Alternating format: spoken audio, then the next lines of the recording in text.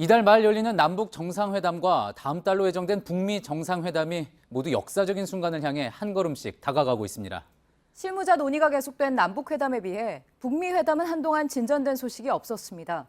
회담을 두고 북한과 미국이 비밀리에 접촉하고 있다고 CNN이 보도했습니다. 특히 양측은 회담 장소를 어디로 할지 초점을 맞추고 있습니다.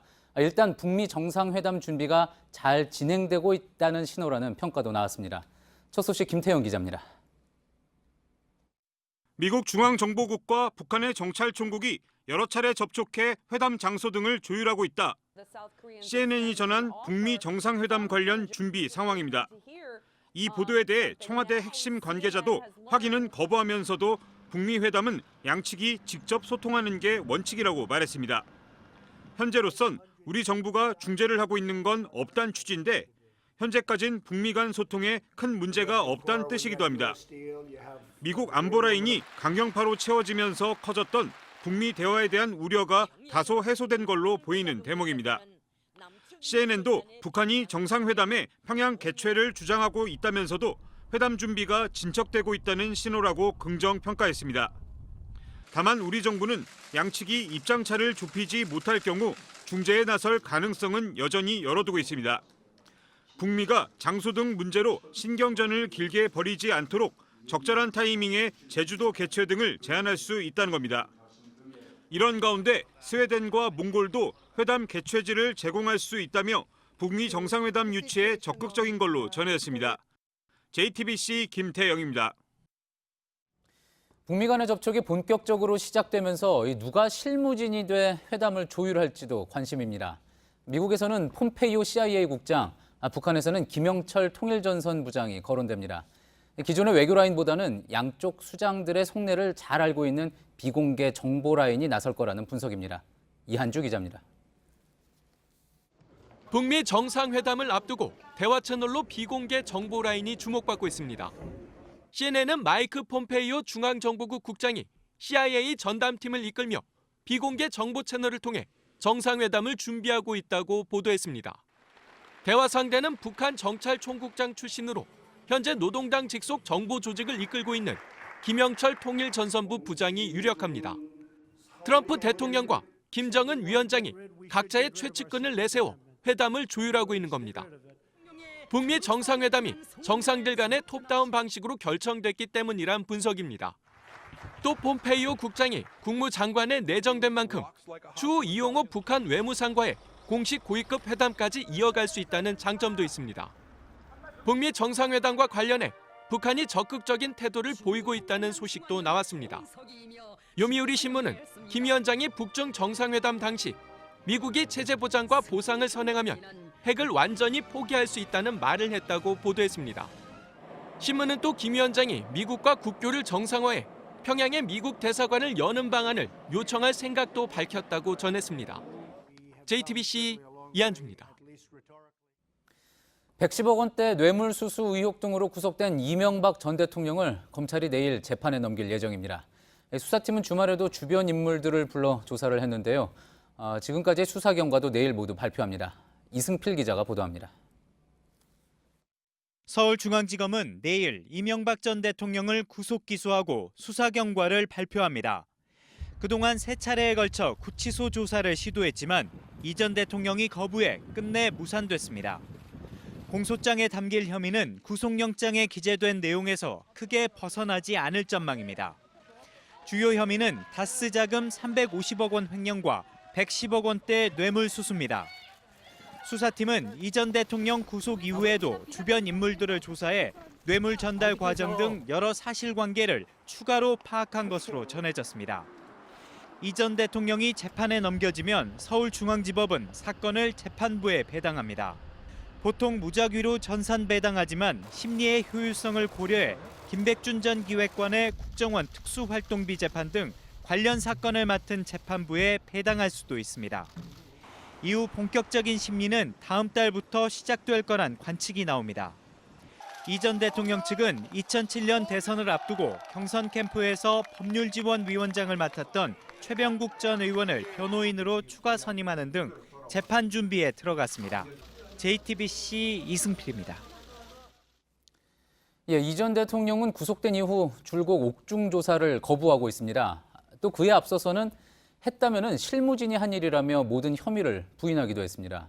박근혜 전 대통령과 똑같은 태도인데 앞서 재판부는 이런 태도를 문제 삼으면서 24년형의 중형을 선고했죠.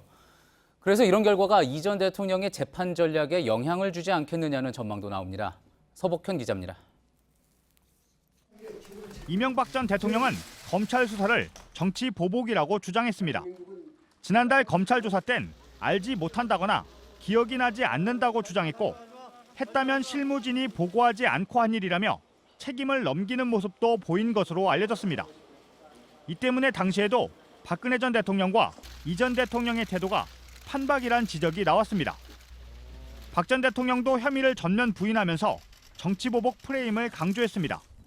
하지만 법원은 징역 24년의 중형을 선고하면서 박 전 대통령의 태도를 판단의 이유로 언급했습니다. 최소원에게 속았다거나 자신의 의사와 무관하게 비서실장이나 수석비서관 등이 행한 일이라고 주장하는 등 납득하기 어려운 변명으로 일관하면서 그 책임을 주변에 전가하는 태도를 보였습니다. 이에 따라 이 전 대통령의 경우 박 전 대통령의 사례를 검토해가며 재판에 대비할 것이란 관측이 나옵니다. JTBC 서복현입니다. 박근혜 전 대통령에게 징역 24년에 벌금 180억 원을 선고한 지난 금요일 1심 판결. 이거는 국정농단과 관련된 재판이었죠. 지금 박 전 대통령이 피고인인 재판은 2건 더 남아 있습니다. 이들 재판 결과에 따라 박 전 대통령의 형량은 더 무거워질 수도 있습니다. 김나한 기자입니다. 서울중앙지법에 남아있는 박근혜 전 대통령에 대한 2개의 재판은 각각 국정원 특활비 36억 원을 수수한 혐의와 새누리당 공천 과정에 불법으로 관여한 혐의에 관한 겁니다. 지난 6일 재판부가 징역 24년과 벌금 180억 원을 선고한 국정농단 재판과는 별도로 진행되는 겁니다. 남은 2재판은 지난달 공판을 준비하는 단계까지만 마친 후 아직 정식 재판을 시작하지 않았습니다. 3개의 재판이 각각 대법원까지가 유죄가 확정되면 박 전 대통령의 형량은 더 늘어나게 됩니다. 따라서 박 전 대통령 측에서 항소심부터는 이 재판들을 병합해달라고 재판부에 요청할 가능성도 있습니다. 모든 혐의가 고려된 형량을 선고받는 게 유리하다고 판단할 수 있기 때문입니다. 법조계에선 남은 2재판이 빠르게 진행돼 항소심에 갈 경우 국정농단 항소심 재판과 합쳐질 가능성이 있다고 보고 있습니다. 박 전 대통령은 그러나 지난해 10월 구속기간 연장이 결정된 이후 국정농단 재판은 물론 남은 2재판에도 출석을 거부하고 있습니다. JTBC 김나한입니다. 박근혜 전 대통령은 국정원 특활비 수수 부분에 대해 본인 책임도 아니고 적법하게 쓴 거라며 혐의를 부인하고 있습니다.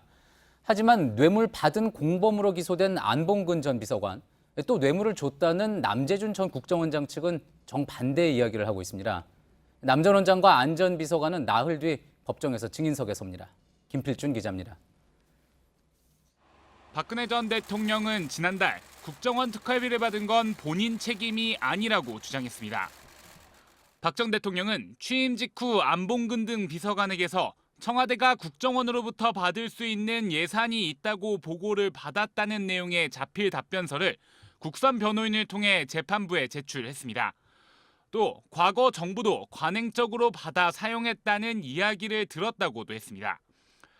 하지만 뇌물 공여자인 남재준 국정원장 등 재판에선 정반대의 진술이 나왔습니다.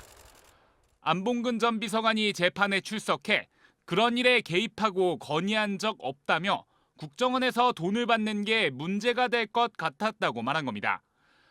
남재준 전 원장 측 변호인은 결과적으로 특활비가 잘못 집행돼 진심으로 반성한다고 밝혔습니다.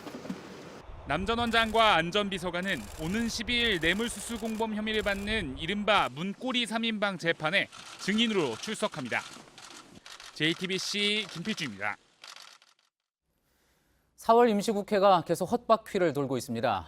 개헌안의 추경 등 논의할 게 많은데 내일 예정된 본회의도 열릴 수 있을지 모르겠습니다.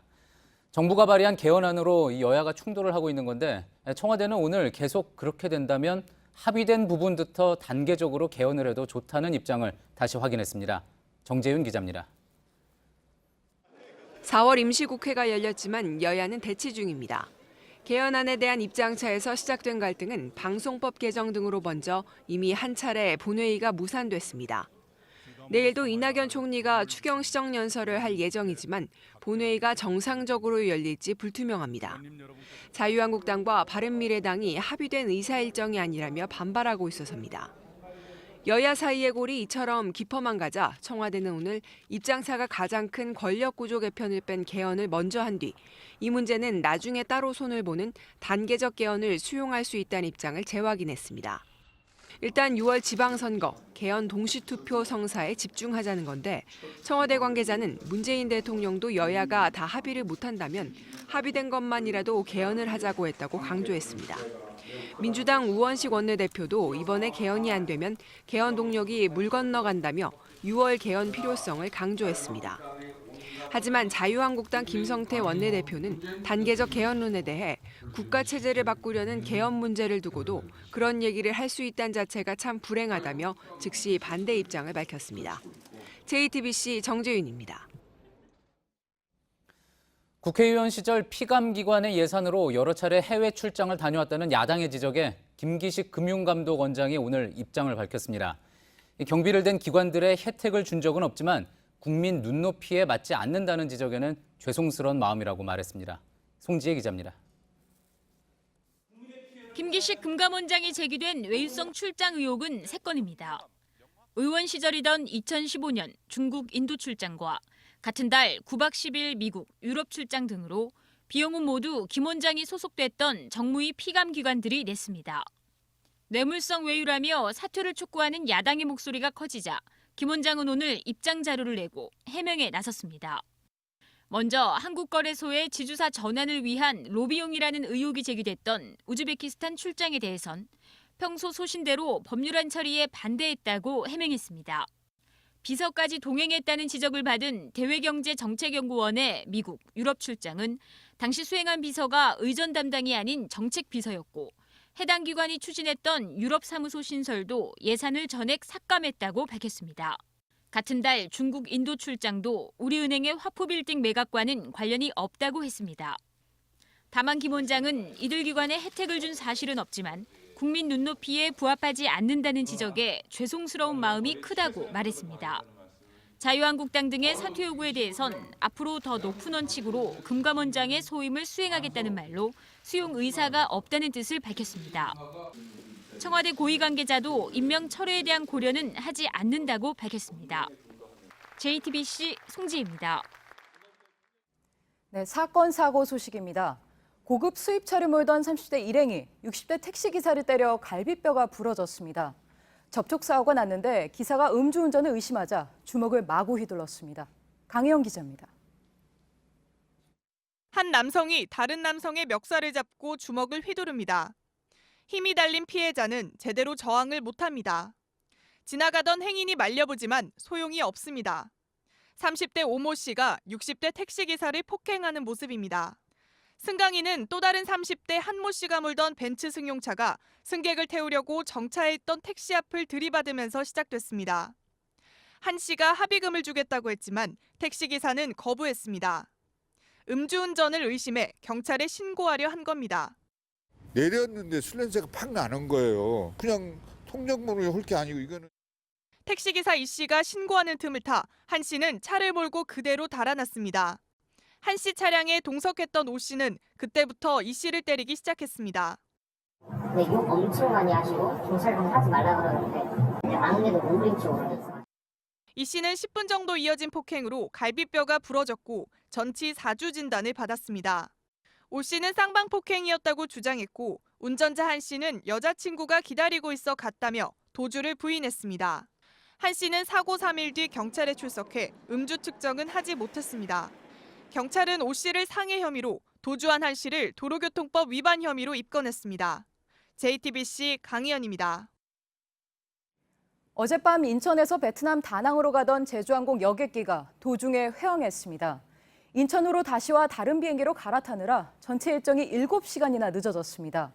항공사가 보상하기로 했지만 승객들은 불만을 터뜨렸습니다. 박준우 기자입니다. 승객 여러 명이 공항 카운터 앞에 모여 거세게 항의합니다. 저희 보상 안 받을 거고요. 정신이는 제기하고 아니면 소송까지 갈 거예요. 어제 오후 10시 40분 인천공항을 출발해 베트남 다낭으로 가던 제주항공 소속 여객기가 도중에 회항했습니다. 제주도를 지난 뒤 갑자기 비행기 전자장비에 문제가 생긴 겁니다. 여객기는 대만 인근까지 갔지만 결국 인천으로 방향을 틀었습니다. 승객들이 다시 인천공항에 도착한 건 출발 후 4시간이 지난 오늘 새벽 2시 40분쯤이었습니다. 2시간 뒤 다른 여객기로 갈아타고 재출발했지만 전체 일정은 7시간 가까이 지체됐습니다. 제주항공 측은 출발 전 정비 과정에서는 기계 결함이 없었다며 비행 도중 어떻게 전자장비에 문제가 생겼는지 원인을 조사 중이라고 해명했습니다. 승객들에게는 1인당 5만 원을 보상하기로 했습니다.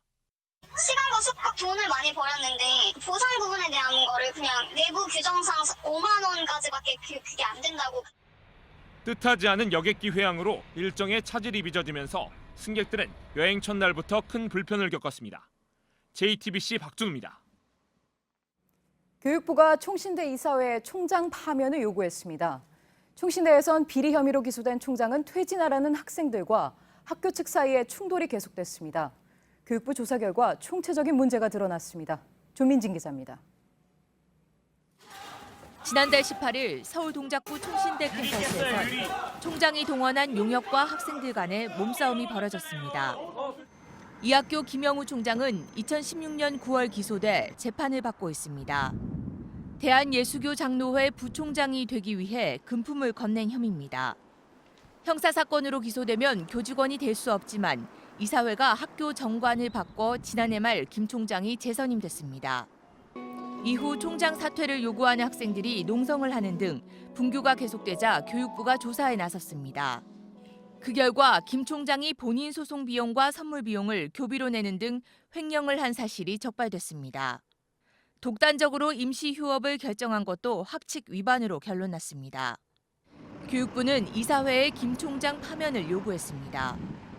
인사와 입시 부정도 드러났습니다. 대학원 시험 최종 합격자를 점거 농성에 참가했다는 이유만으로 탈락시키는가 하면 이 학생이 반성문을 내자 추가로 합격시켰습니다. 채용 절차를 무시하고 전임 교원을 특별 채용하기도 했습니다. 교육부는 김 총장과 그의 지시를 그대로 따른 교직원들을 검찰에 고발하기로 했습니다. 또 총장 징계와 선임 절차를 제대로 지키지 않은 전현직 이사들의 취임 승인도 취소할 방침입니다. JTBC 조민진입니다. 의료인들은 이번 주말에도 거리로 나왔습니다. 이대 목동병원의 의료진들이 구속된 데 항의하며 서울 광화문에 모였습니다. 특별조사위원회를 만들자고도 했는데 유가족들은 일고의 가치도 없다고 못 박았습니다. 윤영탁 기자입니다. 숨진 신생아 유족들의 반발을 의식한 듯 집회는 애도의 인사와 함께 짧은 묵념으로 시작했습니다. 그러나 곧바로 정부에 대한 날선 비판이 쏟아졌습니다. 집회에 참석한 수백 명의 의료 관계자들은 근조 리본을 달았습니다. 숨진 신생아들의 추모보다는 다른 뜻이 강했습니다. 이 사건으로 의료진이 구속된 지난 4일을 의료 사망의 날이라고 정했기 때문입니다. 최대집 의사협회장 당선인은 의료 서비스 행태를 송두리째 바꿀 위험하고 악의적인 사례라고 비난했습니다. 나쁜 결과만 가지고 그 결과만 가지고 의사들을 중범죄자 치료하고 살인범 치료하게 된다면 우리 의사들은 중환자 치료 현장에서 떠날 수밖에 없습니다. 의료계는 의료진이 참여하는 특별조사위원회를 구성하자고 주장했습니다. 고의성 없는 의료사고에선 의료진 책임을 면제하는 의료사고 특례법 제정도 요구했습니다. 건보공단을 개혁하고 중환자실 근무자 등 의료진의 처우도 개선하라며 목소리를 높였습니다. 집회를 지켜본 유가족들은 기가 막히다는 표정이었습니다. 성명 등을 통해 일일이 반박하지는 않았지만 일고의 가치도 없다고 평가했습니다. JTBC 윤영탁입니다.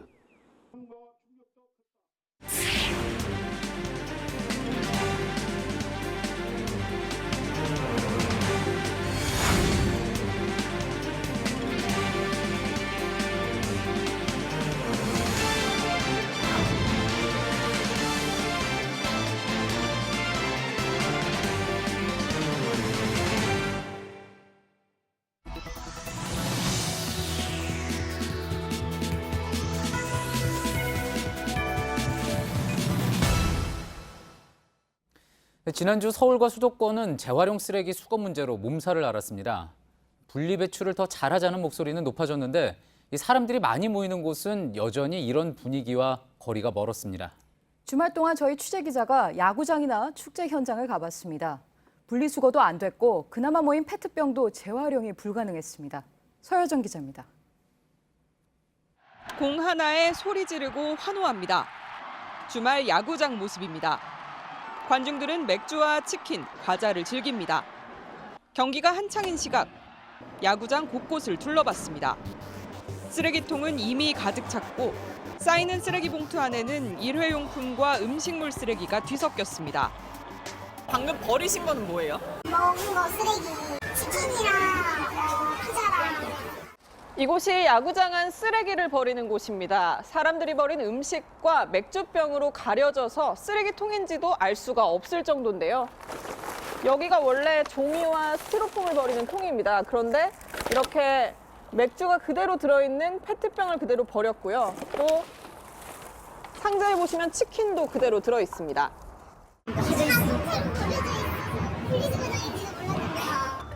모두 재활용이 불가능합니다. 상자를 열어 하나하나 쓰레기를 분류하는 건 청소 노동자들 몫입니다.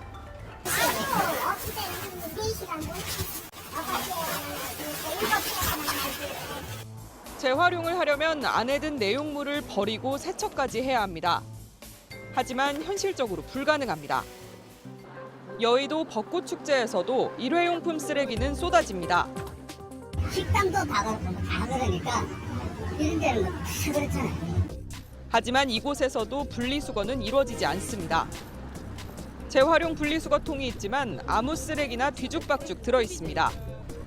종이컵엔 음식이 그대로 묻었고 페트병 안엔 물이 들어있습니다. 역시 재활용이 불가능합니다. 주말 동안 나온 쓰레기들은 분리수거를 위해 근처 집화장에 모입니다. 일일이 손으로 분류하면 재활용이 가능하지만 수지가 맞지 않습니다. 음식 집거기 뭐 말도 못하게 나오니까 우리 선배라는 사람들은 죽을 맛이에요. 재활용이 30%뿐이 못 건졌어. 나머지 전부 쓰레기로 해서 다시 저기로 가는 거야. 수확장. 전문가들은 용기 안에 내용물을 털어내기만 해도 재활용 비율을 높일 수 있다고 지적합니다. JTBC 서유정입니다. 잊지도 않은 주식을 내다 판삼성증권의 이른바 유령 주식 매매 사건의 파장이 커지고 있습니다. 특히 잘못 들어온 주식을 팔아치운 직원 중에는 임원급도 있었고 또 직업윤리가 강조되는 애널리스트도 포함돼 있었습니다. 증권사에 대한 조사를 요청하는 청원 게시판에는 이틀 새 14만 명이나 서명을 하면서 금융당국이 특별점검에 나서기로 했습니다. 먼저 박영우 기자입니다. 삼성증권의 유령 주식 매매 사건을 조사해달라는 청와대 청원 게시판 서명자가 이틀 새 14만 명에 달했습니다. 파장이 커지자 금융당국은 오늘 관계기관 긴급회의를 열었습니다. 다음 주부터 삼성증권에 대한 특별 조사를 하고 전 증권사를 대상으로 계좌관리 시스템을 점검하겠다고 밝혔습니다. 위법 사항이 확인된 경우에는 관련 절차에 따라 엄중하게 처리하겠습니다. 삼성증권에 대한 조사에선 시스템에 대한 점검과 함께 관련 임직원들에 대한 조사도 이뤄질 예정입니다. 금융당국에 따르면 착오로 배당된 주식을 내다 판 삼성증권 직원은 16명입니다.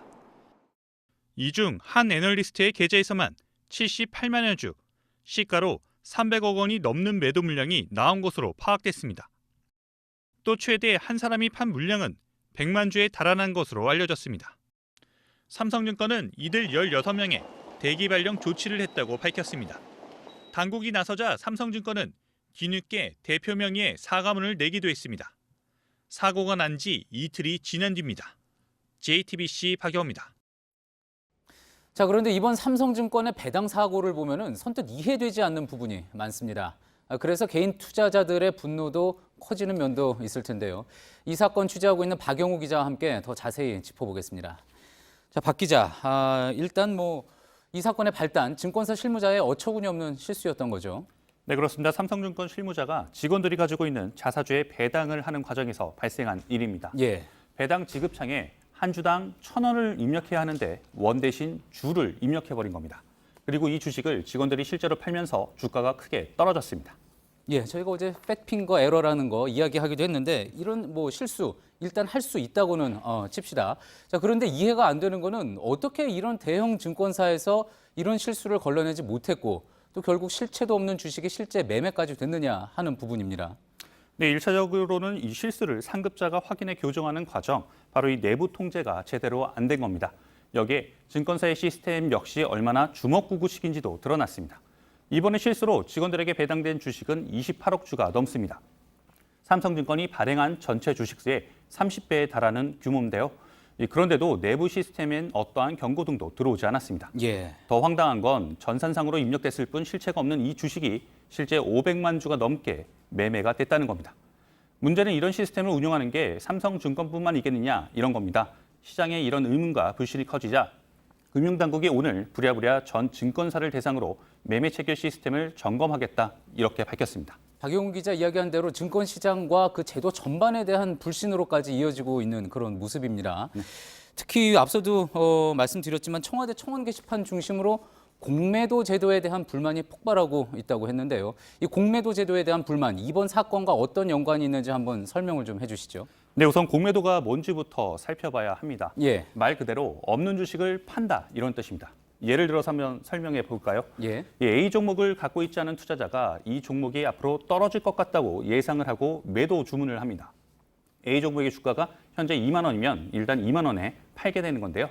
결제는 3일 뒤인데 그때 주가가 16,000원으로 떨어졌다면 이 투자자는 16,000원의 주식을 사서 결제를 해주고 한 주당 4,000원의 시세 차익을 얻게 되는 방식입니다. 예, 그러니까 잠시 정리를 좀 해보면은 예를 들어서 박용훈 기자가 주식을 많이 가지고 있습니다. 어떤 뭐 기관이거나 연금이거나 제가 이제 주식이 없어서 박용훈 기자에게 주식을 빌려서 그것을 파는 거죠. 그래서 현금을 주고 있다가 나중에 그 주식 가격이 떨어졌을 때 그것을 되사서 박용훈 기자에게 갚는 겁니다. 그러면 그 차익을 제가 챙기는 거고요. 이런 개념인 거죠. 네, 바로 맞습니다. 예. 국내에도 이런 공매도가 허용이 돼 있는데요. 다만 시장이 혼란해지는 걸 막기 위해서 공매도를 할 때는 먼저 주식을 빌려놔야 합니다. 공매도이지만 주식의 실체는 있는 거죠. 예. 하지만 이번 삼성증권의 경우에는 있지도 않은 주식을 시장에서 팔았습니다. 법으로 금지한 이른바 무차익 공매도와 비슷한 형태가 된 겁니다. 예. 이 대목에서 투자자들이 의심을 갖기 시작합니다.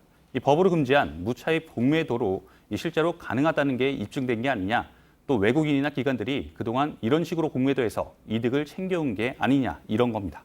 원래 그렇지 않아도 외국인이나 기관의 공매도에 대해서 개인 투자자들에 대한 반응은 좋지 않았었잖아요. 외국인이나 뭐 기관이 공매도에 들어갔다, 뭐 이런 소문이 퍼지기만 해도 주식 가격이 실제와는 상관없이 폭락하기도 하고 그래서 불만이 쌓였던 건데 자, 그렇게 쌓였던 불만이 이번에 폭발했다 이렇게 볼 수도 있겠군요. 네, 그렇습니다. 공매도를 금지해달라는 청와대 청원이 이틀 새 14만 명 넘게 서명한 데는 그런 배경이 있습니다. 예. 하지만 금융당국은 공매도 자체를 금지하는 건 쉽지 않다고 말하고 있는데요. 이 세계 각국에서 일정하게 공매도를 허용하고 있는데 개방된 시장에서 우리만 이를 금지했을 땐 만만치 않은 부작용이 생길 수도 있다는 겁니다. 예. 다만 공매도 제도에 대한 일반 투자자들의 불만이 확인된 만큼 보완 조치는 필요하다는 지적입니다. 이 외국인과 기관, 이른바 큰손들에 대한 감독을 강화하고 보다 투명하게 공시를 강화하는 방안 등이 거론되고 있습니다. 예. 지금까지 경제산업부 박영우 기자였습니다. 잘 들었습니다. 봄비가 내린 뒤 운전하다가 푹 꺼진 도로를 지난 적 있으신가요? 이걸 포트홀이라고 합니다. 싱크홀처럼 안전을 위협하는데도 땜질 보수에 그쳐서 그야말로 도로 위 쥐뢰입니다. 구석찬 기자입니다.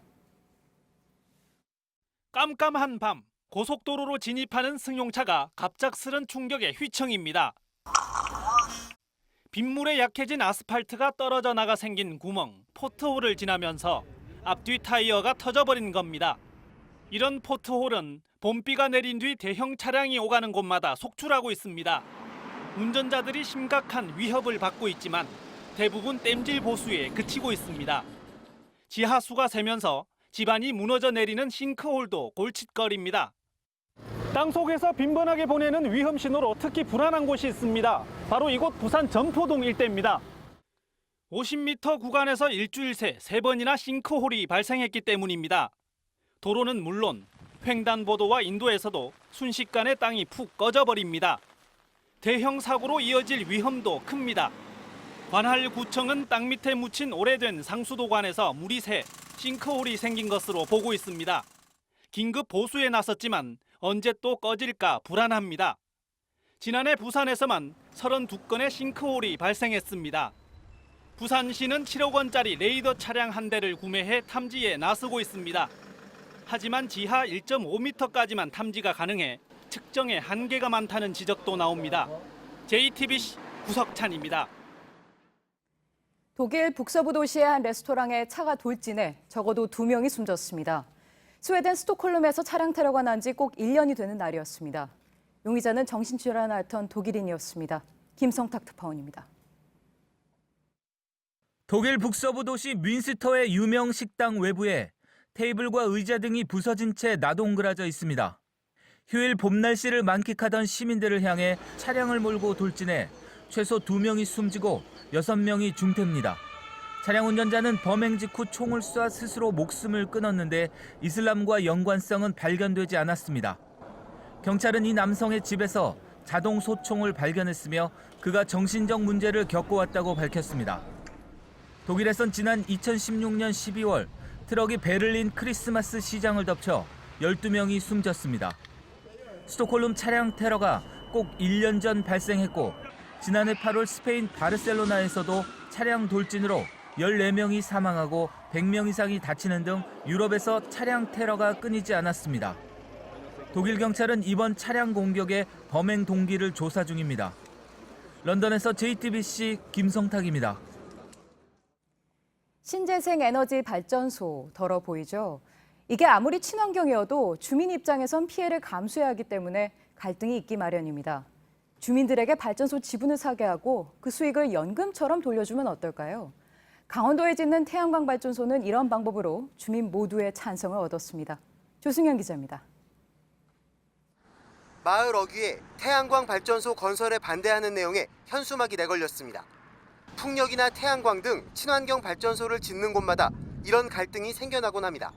강원도 철원에도 17만 4천여 제곱미터의 15메가와트급 태양광 발전소가 오는 11월 들어설 예정입니다. 이곳 주민들도 처음엔 대부분 반대였습니다. 건설 과정에서 환경이 파괴되고 주변 토지 이용이 제한될까 우려했기 때문입니다. 시행사 측은 주민 참여 방안을 해결책으로 제시했습니다. 주민 한 명당 최고 500만 원까지 지분을 살 수 있도록 허용하는 방안입니다. 발전소 운영 수익을 배분하고 정부 보조금까지 더해 최고 15만 원 정도를 20년간 연금처럼 받을 수 있다는 겁니다. 수익금만큼이나 그동안 사업자가 독점하던 개발 이익을 마을에 돌려준다는 제안이 주민들 마음을 끌었습니다. 결국 64가구 155명 전원이 찬성했습니다. 주민과 같이 20년을 같이 갈 수 있는 그런 계획을 가지고 추진하고 있습니다. 신재생에너지 발전소를 늘려가는 과정에서 생기는 고통과 이익을 사업자와 주민이 나누는 새 모델이 주목받고 있습니다. JTBC 조승현입니다. 올 시즌 프로축구 K리그에서 한 번도 진 적 없던 포항이 일격을 당했습니다. 포항의 첫 패배를 안긴 건 전북입니다. 전북 선수들을 보면 왜 프로의 영원한 적도, 동지도 없다고 하는지 알 수 있을 것 같습니다. 강신우 기자입니다. 1대0으로 앞서 있는 전북이 후반 31분 다시 기회를 잡습니다. 이용의 낮은 패스를 받은 손준호가 기습 슈팅으로 쐐기골을 넣습니다. 불과 몇 달 전 자신이 몸담았던 친정팀을 상대로 시즌 첫 골을 만들어낸 겁니다. 2014년 포항에 입단해 4시즌을 뛴 손준호는 지난해 리그 도움왕까지 차지하며 팀 주축으로 성장했습니다. 그야말로 포항을 위한 선수였습니다. 포항 최순호 감독과 팬들의 마음이 착잡할 수밖에 없는 이유입니다. 저가 없더라도 포항이라는 팀은 늘 상위권에 있는 팀이기 때문에 잘할 거라고 확신하고 늘 응원하고 있습니다. 감독님. 선제골을 넣은 것도 포항 출신 이동국이었습니다. 친정 선수들의 활약에 포항은 무패 행진을 4경기로 마감했습니다. 지난해 서울에서 뛰었던 대안의 수원 이적으로 더 관심을 끌었던 슈퍼매치는 0대0으로 승부를 가리지 못했습니다. 개막 후 골 가뭄에 시달리던 최하위 울산은 강원을 상대로 오랜만에 골잔치를 벌이며 3대1로 승리했습니다. 제주는 상주와 0대0으로 비기며 올 시즌 홈 첫 승을 다음으로 미뤘습니다. JTBC 강신우입니다. 지난 5일 울산에서 시내버스 사고를 낸 승용차 운전자 윤모 씨가 구속됐습니다. 윤 씨는 무리하게 버스 앞으로 끼어들었고 이를 피하려던 버스가 담장을 들이받아 2명이 숨지고 37명이 다쳤습니다. 경찰은 윤 씨가 당시 약물을 먹었는지 수사하고 있습니다. 어제 저녁 8시쯤 CGV 경기 광주점 상영관에서 천장 마감재 12장이 떨어졌습니다. 이 사고로 영화를 보고 있던 40여 명 중 11명이 얼굴과 허리 등을 다쳤습니다.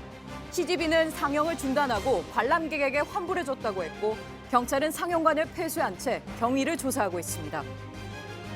브라질 연방 대법원이 현지 시간 7일 부패 혐의를 받는 룰라 전 대통령에 대해 체포 명령을 집행했습니다. 브라질 좌파의 상징으로 30대 지지율로 압도적인 1위였던 룰라가 수감되면서 6개월 앞으로 다가온 브라질 대선 판도가 요동치고 있습니다. 시리아의 반공 거점인 동구타에서 화학무기 공격으로 수백여 명의 사상자가 발생했다는 주장이 나왔습니다. 영국 BBC는 정부군의 헬리콥터가 독성가스를 담은 폭탄을 떨어뜨려 민간인 70여 명이 숨졌다고 보도했지만 시리아는 의혹을 부인했습니다. 예, 이번에는 66일 앞으로 다가온 지방선거 소식 전해드리겠습니다. 이번 주 더불어민주당이 경선 레이스에 돌입하면서 본격적인 선거 국면이 시작되는데요. 여당의 지지율이 높다 보니까 공천장을 따내려는 내부 경쟁도 치열합니다. 먼저 이윤석 기자의 보도 보시고 또 취재기자와 함께 한 걸음 더 들어가 이야기 나눠보도록 하겠습니다. 더불어민주당은 오는 11일 충청권을 시작으로 6.13 지방선거 경선에 돌입합니다. 관심이 집중되는 서울과 경기 경선을 맨 마지막에 배치했는데 결선 투표를 치르더라도 24일 이전에 마무리를 짓는 일정입니다. 각종 여론조사에서 당 지지율이 고공행진 중인 만큼 경선도 속전속결로 치러 승기를 굳히겠다는 일종의 흥행 전략입니다. 다만 경선 열기가 단기간 내에 집중되다 보니 일부 지역에서의 부작용을 우려하는 목소리도 나옵니다. 경기지사 후보를 놓고 경쟁 중인 전해철 의원은 오늘 이재명 전 성남시장 부인 소유라는 의혹이 제기된 트위터 계정이 자신과 여권을 모욕했다며 경기도 선거관리위원회에 고발했습니다. 앞서 민주당 최고위원회는 문재인 대통령이나 노무현 전 대통령과의 관계를 앞세우는 공천 신청자들이 급증하자 6개월 이상 관련 경력만 경선 여론조사 때 사용할 수 있도록 제한하기도 했습니다. JTBC 이윤석입니다. 예, 이제 각 지역별로 대진표가 하나둘 짜지면서 지방선거에 대한 관심도 높아지고 있습니다. 지방선거 관련한 정치권 뉴스 취재기자와 짚어보도록 하겠습니다. 정치부 이윤석 기자가 나와 있습니다. 자, 이윤석 기자, 먼저 여당 쪽 이야기 해보고 그다음에 차례로 이제 야당 쪽 살펴보도록 하죠. 자, 앞서 이제 리포트로 전해드린 트위터 계정 놓고 고발했다는 소식, 오늘 인터넷에 많이 화제가 됐는데 일부 잘못 알려진 내용이 있기도 하고요. 일단 그 내용부터 한번 좀 짚어볼까요? 네, 먼저 여권 인사들에 대해서 끊임없이 명예훼손성 발언을 해온 트위터 계정이 있다는 제보가 계속 있었고요. 예. 그런데 이 트위터 계정의 소유주가 이재명 전 성남시장의 부인 것 아니냐라는 의혹이 인터넷에서 계속해서 제기가 됐습니다. 예. 네, 그러자 전해철 의원이 이 해당 트위터 계정을 선관위에 고발한 겁니다. 예. 전 의원의 오늘 발언부터 잠깐 보시겠습니다. 예. 폐륜적인 내용이 담긴 그런 트윗이었습니다. 이재명 후보 측과 관련된 의혹도 많이 나왔습니다. 그 논란을 빨리 종식하기 위해서라도 사실관계를 확인하는 게 필요하다. 여기서 또 잘못 알려지고 있는 것 중에 하나가 이전 시장 측을 직접 고발한 건 아니고요. 이 해당 계정을 고발한 겁니다. 그러니까 예. 이 계정을 둘러싼 여러 가지 의혹이 있으니 이 계정에 대한 의혹을 파헤쳐야 한다라는 게 전 의원 측의 주장입니다. 그렇군요. 그게 지금 누구의 계정인지 밝혀지진 않았고요. 하지만 예, 그 맞습니다. 계정이 문제의 계정이기 때문에 계정을 고발한 건데, 일단 앞서 이야기했듯이 일각에서는 이재명 전 시장 부인의 계정이다, 뭐 이런 이야기가 나왔다는 거잖아요. 이 전 시장 측은 이에 대해서 어떤 이야기, 입장 밝힌 게 있습니까? 예, 공식 입장을 내놨습니다. 아내가 SNS 계정이 없다. 그러면서도 이 사실관계가 조속히 밝혀지길 바란다. 라고 공식 입장을 내놨는데요. 예. 이 전 시장 측 관계자와 전화 통화를 해봤는데 이 피하는 게 아니라 경선이 네거티브로 변질되지 않고 이 정책 선거가 되길 바라는 마음에서 그동안 좀 대응을 자제해온 것이다. 이런 식으로 약간의 불쾌감을 좀 드러내기도 했습니다. 그렇군요. 선관위의 조사 결과를 일단 지켜봐야지 되겠군요. 자, 그런데 이제 광주에서도 이와 비슷한 고소 고발전이 있었다고 하죠. 네, 지난 1월에 있었던 일입니다. 먼저 민주당 광주시당 당원들이 이용섭 예비후보가 당원 명부를 유출한 의혹이 있다며 경찰에 고발장을 냈습니다. 또 3월엔 또 다른 당원들이 강기정 예비후보가 자신들의 개인정보를 빼내 문자 메시지를 보냈다고 고소를 했더니 강 후보가 이들을 다시 무고죄로 맞고소하는 일이 벌어져서 현재 진행 중입니다. 그렇군요. 어떻게 보면은 사실 뭐 과거에도 당 지지율이 압도적으로 높을 때, 이제 그럴 때 이제 당 내에서 이런 경쟁들이 치열한 내부 경쟁이 있는 모습을 저희가 많이 봐왔는데 이번에도 역시 뭐 여당의 지지율이 고공행진을 하기 상황에서 벌어진 현상이다 이렇게 볼 수도 있겠죠. 네, 맞습니다. 그런 상황이다 보니까 여당이 민주당의 후보가 되면 본선 승리가 유력하다라고 판단한 참가자들이 더 적극적으로 또 치열하게 경쟁에 임하고 있는 건데요. 관련해서 오늘 리얼미터의 여론조사 결과가 하나 있는데 좀 주목해서 볼 필요성이 있습니다. 이 민주당 경선에 참가한 후보 3명이 각각 후보가 됐을 때를 가정한 가상대결 여론조사입니다. 서울시장 맞습니다. 가상대결인 거군요. 서울시장 가상대결인데요. 보시면 박원순 시장이 나가든 다음 화면을 보시면 박영선 의원이 나가든 또 우상호 의원이 나가든 20%포인트 이상의 큰 차이로 다른 정당의 후보들을 앞서는 것으로 집계가 됐습니다. 어떤 후보든 더불어민주당 후보가 유리하다는 결과인 거군요. 예, 그렇습니다. 최근 민주당은 1등이 50% 이상의 득표를 하지 못했을 경우에 1위와 2위끼리만 투표를 한 번 더 하는 이 결선 투표제를 도입했지 않습니까? 앞서 보신 것처럼 이 당의 공천장이 절대적인 위력을 발휘할 것으로 보이는 지역에서 이 결선 투표까지 가게 된다면 그 누구도 안심할 수 없는 치열한 접전이 펼쳐질 것으로 전망됩니다. 예, 그렇군요. 자, 이렇게 경선이 너무 치열해서 본선 경쟁력을 해칠 수 있다 이런 걱정이 나올 수 있는 게 여당이라면은 야당들의 사정은 지금 정반대인 것 같습니다. 자유한국당은 추대 공천을 계속 이어가고 있는 상황이죠. 네, 맞습니다.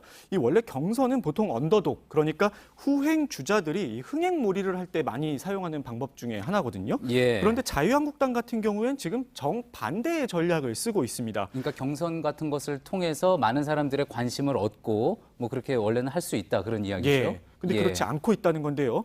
이미 경남지사 후보로 김태호 전 경남지사를 또 충남지사 후보로 이인재 전 경기지사를 추대 공천한 바 있는데요. 오는 10일엔 대구 수성갑 당협위원장이기도 했던 김문수 전 경기지사를 서울시장 후보로 추대할 예정입니다. 그래서 올드보이의 귀환이다 뭐 이런 얘기가 나왔다는 점 저희가 앞서 또 소개해드린 적도 있었는데 자, 홍준표 자유한국당 대표가 이제 그런 이야기 했었죠. 광역시도 6곳에서 승리를 못하면 당대표에서 물러나겠다. 그런 이야기 하지 않았습니까?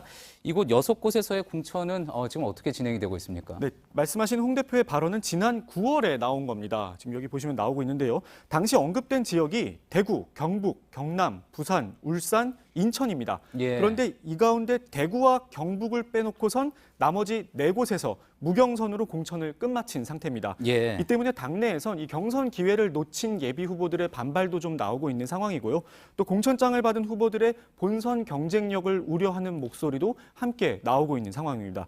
이에 대해서 지금 홍 대표는 이번 선거에서 이 보수층의 결집이 있을 것이다. 이런 입장을 나타내고 있습니다. 알겠습니다. 잘 들었습니다. 이윤석 기자였습니다. 미세먼지가 사라져 그냥 집에 있기엔 아쉬운 주말이었습니다. 그런데 날씨가 문제였죠. 두꺼운 외투를 입고 나왔는데 비마저 내렸습니다. 꽃샘 추위는 내일 낮부터 누그러집니다. 이혜원 기자입니다. 벚꽃이 만개한 서울 여의도 윤중로. 자전거 전용 차로가 개통되고 차량이 전면 통제된 종로. 미세먼지 걱정이 사라진 주말 도심엔 나들이 나온 시민들로 가득했습니다. 그런데 옷차림은 화사한 꽃들과는 대조적입니다. 해마다 이곳에 벚꽃 구경하러 나오는 철인데요.